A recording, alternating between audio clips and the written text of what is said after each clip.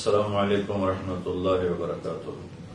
بسم اللہ الرحمن الرحیم، والصلاة والسلام علی رسولہ الکریم وعلی آلہ وصحبہ اجمعین۔ پولیو ایک عالمی سطح پر مرض ہے بچوں کا، اور ہماری حکومت اب پولیو کی مہم شروع کر رہی ہے۔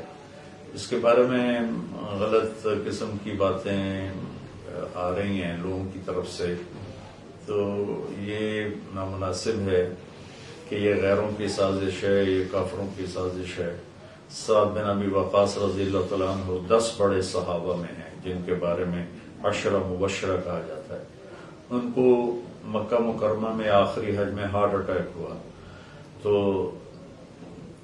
سب سے پہلے ہارٹ اٹیک کی دریافت ہمارے نبی کی، آپ نے اس کے سینے پر ہاتھ رکھا تو کہا انک لمفعود، تجھے تو لگتا ہے دل کی تکلیف ہو گئی ہے۔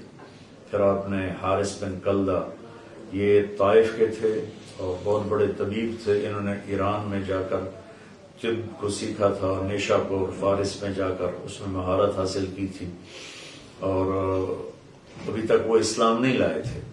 تو آپ نے اس کافر طبیب کے پاس بھیجا کہ اس کا علاج کرو، اور انشاءاللہ پولیو کے خاتمہ کی قومی مہم پورے پاکستان میں اور ضلع فیصل آباد میں 16 دسمبر سے 20 دسمبر تک جاری رہے گی۔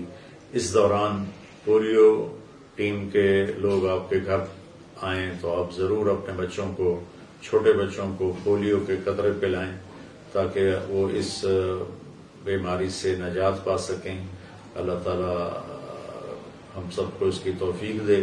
اس کے بارے میں جو ابہام پایا جاتا ہے کہ یہ سازش ہے، یہ سب غلط ہے، یہ دوا ہے، اور اللہ نے اس کو شفا کا سبب بنایا ہوا ہے۔